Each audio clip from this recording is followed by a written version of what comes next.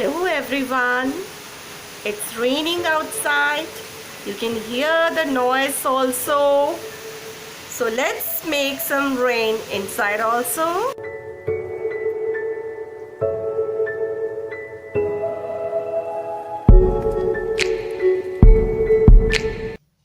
Evaporation and condensation are a part of water cycle in nature.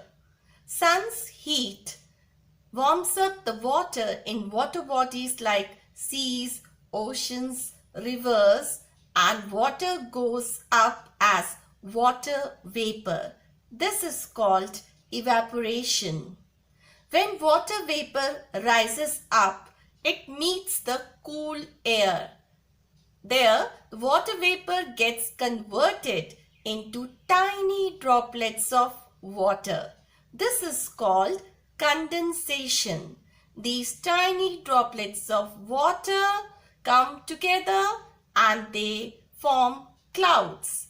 When clouds become heavier, they fall on the earth as rain. We call this as precipitation.